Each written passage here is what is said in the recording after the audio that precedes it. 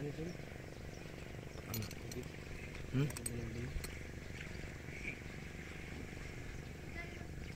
Diba, hindi ka masabit dun.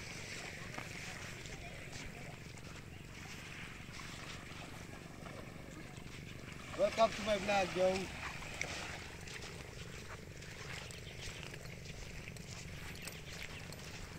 Passing.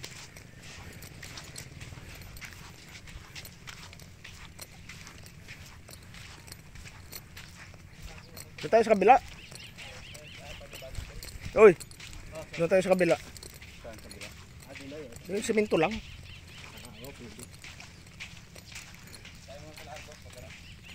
Ay, itong mga tayo.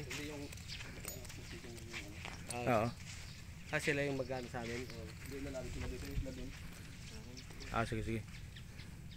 Mada Resort, Maglalawa.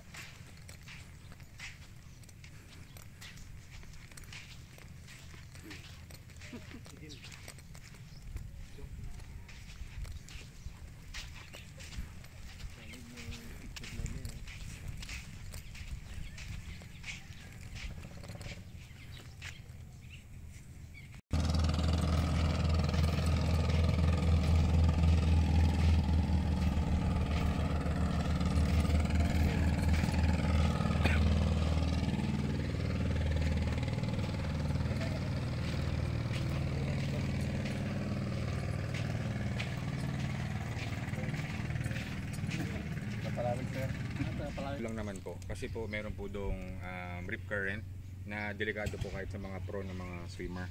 May mga na-aksidente na po doon kahit dati po. Meron lang po malaking warning sign doon, nakalagay warning, may rip current.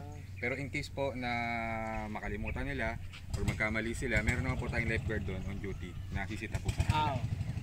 Pipituhan na lang po sila. Okay po. Tapos ang number 2 po, may mga iba po tayong kasamang guest.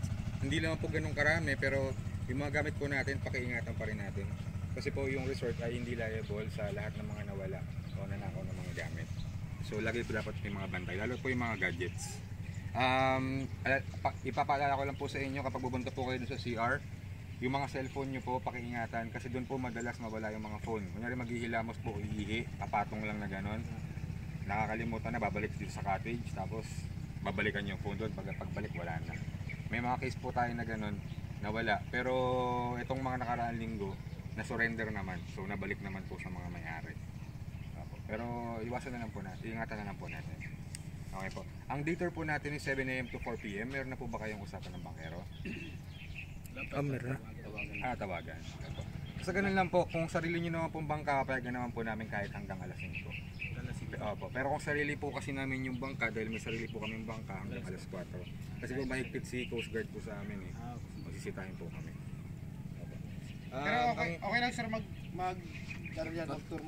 Yes po, pwede naman po. Pero ito lang po tayo sa vicinity ni Armada Resort, sa area po ni Armada Resort. Yun doon po sa may dulo, sa may tindahan. hindi na. Pasok pa po yun, pero meron po doon parang bakod. Ano na po, ibang resort na po yun eh, Ruiz Resort. Marodoble lang po kasi ang entrance nila kapag tumawid sila doon. Ando naman po ako nakabantay, sasabihan ko na lang po sila na hanggang doon lang yung boundary. Marodoble kasi entrance nila, pero ang pinaka main attraction kasi ni Armada Resort is yung pinaka sandbar. Wala po doon eh, puro ano lang po yun, maliit na lang na lupa, tapos puro paradahan ng mga bangka ng mga isla. May mga, yung common CR po natin, ayun po, diretso. Katabi lang naman po nun yung ihawan. Yung ihawan po, meron naman na po dong ihawan, yung grilling, wala lang po uling. Pero nagbebenta naman po kami ng uling. Yung lutuan naman po, kung magluluto po sila, meron naman na dong kalan sa kagas. Wala lang pong gamit. Tubig may nagbebenta rin naman po kami. Mga basic na kailangan po nila, meron naman po kami. Yelo, ganun, alak, kung kailangan po nila.